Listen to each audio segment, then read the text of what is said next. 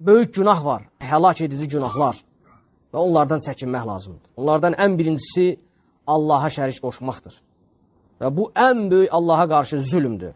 Sonra sehirdir. Yəni sehirdən çəkinmək, sehirdən uzaq olmaq lazımdır. Və bu da böyük günahlardandır. Və sonra haqsız yerə insanı qətl etmək, öldürmək, bir insanı öldürmək və bu da böyük günahlardandır, həlak edici günahlardan. Və həmçinin riba yemək, yəni faiz yemək.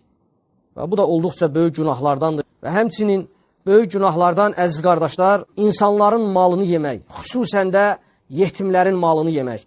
Və bu da böyük günahlardandır. Və sonra döyüş meydanında artıq düşmənlə üz-üzə olarkən o haldan qaçmaq. Və bu da böyük günahlardandır.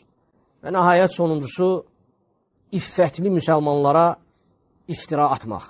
Və bu da böyük günahlardandır.